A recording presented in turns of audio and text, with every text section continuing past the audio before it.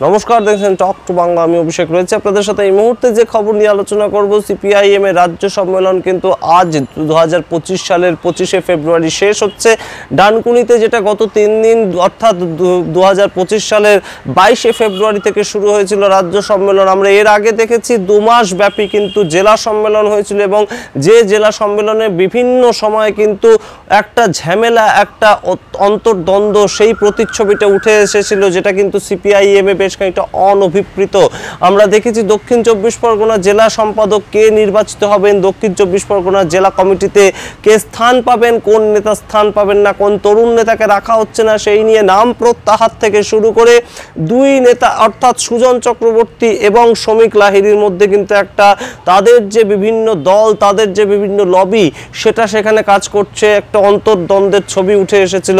ঠিক তেমনভাবেই বারাসাতে যে উত্তর 24 পরগনা জেলা সম্মেলন হলো, সেই ক্ষেত্রেও কিন্তু আমরা ছবিটা দেখলাম বেশ খানিকটা অন্যরকম। এবং মৃণাল চক্রবর্তী প্রাক্তন জেলা সম্পাদক উত্তর 24 পরগনার, তাকে রাখা যাবে না এমন একটা প্রস্তাব উঠলো, ভোটাভুটি হলো। পলাশ দাস নতুন জেলা সম্পাদক হলেন, কিন্তু তাকে নিয়েও কিন্তু অসন্তোষ বিভিন্ন স্তর থেকে উঠে এলো জেলা কমিটির মধ্যে। কিন্তু শেষ পর্যন্ত পলাশ দাসকে ভোটাভুটির মাধ্যমে, যেহেতু তিনি জিতেছেন উত্তর 24 পরগনা জেলায়, তাকে কিন্তু জেলা সম্পাদক করা হলো। ঠিক একই ছবি কিন্তু রাজ্য সম্মেলনে উঠে এলো সিপিআইএম এর পক্ষ থেকে। আমরা জানি 2011 সাল পর্যন্ত যে দল ক্ষমতায় ছিল, দীর্ঘ 34 বছর ধরে তার রাজ্য শাসন করেছে, 7 বার ভোটে জিতেছে তারা বিধানসভা ভোটের ক্ষেত্রে, 5 বার যেখানে মুখ্যমন্ত্রী হয়েছেন জ্যোতি বসু, 2 বার প্রাক্তন প্রয়াত মুখ্যমন্ত্রী বুদ্ধদেব ভট্টাচার্য তিনি মুখ্যমন্ত্রী হয়েছিলেন ভোটে জেতার পর।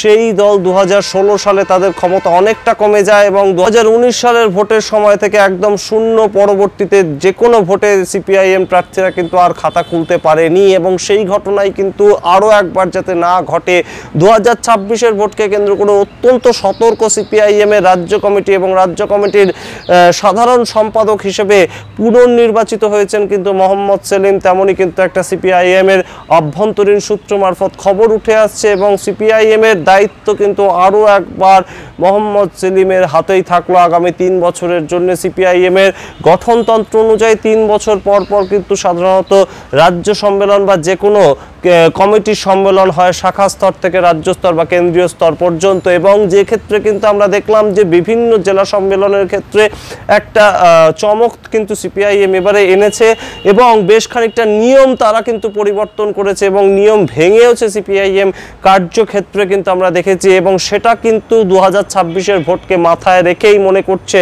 রাজনৈতিক বিশ্লেষকরা। ঠিক যেমনভাবে একদম বাঁকুড়ায় যে দেবলীনা হেমব্রম, যাকে কেন্দ্র করে কিন্তু বেশ একটা জল্পনা তৈরি হয়েছিল, একজন মহিলা, তাকে কিন্তু একদম জেলা সম্পাদকের দায়িত্ব দেওয়া হয়েছে, যাকে রাজ্য কমিটিতেও স্থান দিয়েছে সিপিআইএম এবং কেন্দ্রীয় কমিটিতেও তিনি কিন্তু স্থান পেয়েছেন মহিলা একজন কমরেড হিসাবে। এবং সেই জায়গা থেকে অন্যদিকে আমরা কিন্তু তাকিয়েছিলাম যখন মালদার ক্ষেত্রে 70 ঊর্ধ্ব একজন কিন্তু সিপিআইএম এর জেলা সম্পাদক হয়েছেন। ঠিক একই ঘটনা ঘটেছে পূর্ব মেদিনীপুরে, পর 4 বার কিন্তু একজন জেলা সম্পাদক হয়েছেন, যে ঘটনা কিন্তু সিপিআইএম এর গঠনতন্ত্র অনুযায়ী ঘটতে পারে না। সুতরাং এই যে ব্যতিক্রমী ছবিগুলো উঠে আসছে, এটা কি সমস্তটাই 2026-কে মাথায় রেখে 2026-এ ফলাফল যাতে অনেক ভালো হয় সেইটাকে মাথায় রেখে, এবং 2026-এ আরও একবার হাতে দায়িত্ব নিলেন মোহাম্মদ সেলিম, যে ক্ষেত্রে কিন্তু আমরা যা শুনতে পাচ্ছি একদম সিপিআইএম এর রাজ্য সম্মেলনে কিন্তু একটা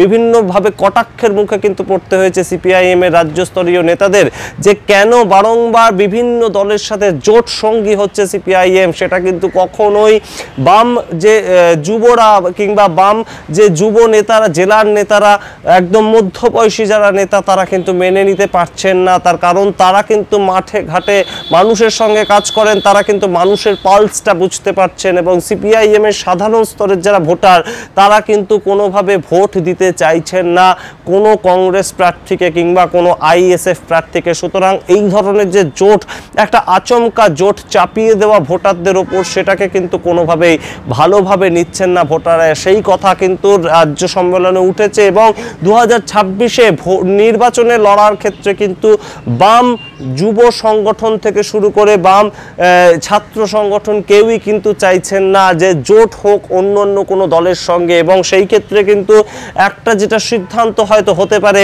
যে কংগ্রেসের সঙ্গে আর জোট সঙ্গী হিসেবে লড়াই করবে না বামফ্রন্ট, এবং সিপিআইএম কিন্তু বাম সমর্থিত যে দলগুলো কিংবা বামফ্রন্টের মধ্যে যে দলগুলো রয়েছে তাদের সঙ্গেই একমাত্র জোট প্রার্থী হিসেবে তারা আসন সমঝোতা করবে। আর কোনো দক্ষিণপন্থী দল আইএসএফ হতে পারে কিংবা কংগ্রেস হতে পারে তাদের সঙ্গে কিন্তু বামেরা জোট করবে না পশ্চিমবঙ্গে, তেমন একটা সিদ্ধান্ত কিন্তু গৃহীত হতে পারে 2026-এর নির্বাচনের আগে। যে সিপিআইএম এর প্রকাশ কারাত একদম কেন্দ্রীয় নেতা, তিনি কিন্তু সরাসরি বার্তা দিয়েছেন পশ্চিমবঙ্গের ক্ষেত্রে সংগঠনকে মজবুত করতে গেলে শুধুমাত্র শহর কেন্দ্রিক পার্টি করলে হবে না, গ্রামে যেতে হবে, গ্রামের সংগঠনকে মজবুত করতে হবে, কৃষক সভা, শ্রমিক সভা এগুলোকে আবার চাঙ্গা করতে হবে। যে ছোট ছোট ইউনিট, যে কোনো ইউনিয়ন, একদম রিক্সা যারা চালায় তারা রিক্সা ইউনিয়ন থেকে শুরু করে ট্যাক্সি যারা চালায় তাদের ট্যাক্সি ইউনিয়ন, ট্রেড যারা করে অর্থাৎ ছোট ব্যবসা যারা করে তাদের হকার ইউনিয়ন কিংবা বড় ব্যবসায়ীদের ক্ষেত্রে ট্রেড ইউনিয়ন, এই ধরনের যে শাখা সংগঠনগুলি, উদ্বাস্তুন ইউনিয়ন থেকে শুরু করে অবসরপ্রাপ্ত কর্মচারীদের ক্ষেত্রে সেই ইউনিয়ন, সেই ইউনিয়নের মানুষদের আবার চাঙ্গা করতে হবে, তাদের মাধ্যমে আবারও পার্টির গ্রহণযোগ্যতা সাধারণ মানুষের কাছে পৌঁছে দিতে হবে, এমন বার্তা কিন্তু দিয়েছেন একদম সরাসরি প্রকাশ করা। তিনি মনে করছেন যে 2011 সালের পর থেকে এই যে গ্রামের দিকে সংগঠন অনুর্বর হয়ে গেছে সিপিআইএম এর, সেটা কোথাও গিয়ে বিজেপির ভোট বাক্সে কিন্তু চলে গিয়েছে এবং পশ্চিমবঙ্গের ক্ষেত্রে একদম বাইপোলার একটা ভোট হচ্ছে, হয় তৃণমূল নয় বিজেপি। বামেদের কথা কিন্তু সাধারণ ভোটাররা মাথাতেই আনছেন না একটা তৃতীয় একটা অভিজ্ঞতা হিসেবে কিংবা তৃতীয় একটা শক্তি হিসেবে, সেটা কোথাও গিয়ে আগে প্রচার করতে হবে, একটা তৃতীয় শক্তি হয়ে উঠতে হবে, তার পরবর্তীতে দ্বিতীয় শক্তি বা ক্ষমতায় আসার কথা তারা ভাববে। সুতরাং সামগ্রিকভাবে বামেদের অভ্যন্তরে কিন্তু এখনো অনেকটা ফাঁক, কিন্তু 2026-এর আগে আরও একবার রাজ্যের ক্ষমতা, একদম রাজ্যের যে সম্পাদক মণ্ডলীর ক্ষমতা কিংবা রাজ্যের সাধারণ কমিটির ক্ষমতা কিন্তু আরও একবার হাতে পেলেন মোহাম্মদ সেলিম। এখন দেখার বিষয় মোহাম্মদ সেলিম কতটা চেঞ্জ করতে পারেন 2026-এর নির্বাচন, বামেরা আদৌ কোথাও খাতা খুলতে পারে, বামেদের যে ভোট পার্সেন্টেজ 5%-এর কাছাকাছি বর্তমানে রয়েছে 2024-এর লোকসভা নির্বাচন অনুযায়ী, সেটা কি কোথাও গিয়ে আরেকটু বৃদ্ধি হয়, নাকি বামেরা আবারও বিভিন্ন যে অতীতের ভুলগুলো সেগুলোর থেকে শিক্ষা না নিয়ে সেই একই পদ্ধতিতে বিভিন্ন দলের সঙ্গে মার্জ করার একটা রাজনীতি করতে চায়। আমরা অবশ্যই সেদিকে তাকিয়ে থাকবো। অবশ্যই মোহাম্মদ সেলিমকে পুনর্নির্বাচিত হওয়ার জন্য আমাদের তরফ থেকে অত্যন্ত অভিনন্দন জানিয়ে রাখলাম, কিন্তু মোহাম্মদ সেলিমকে কিন্তু দায়িত্ব পালন করতে হবে সিপিআইএম এর ভোট এবং অবশ্যই বাম ভোট বাড়ানোর ক্ষেত্রে।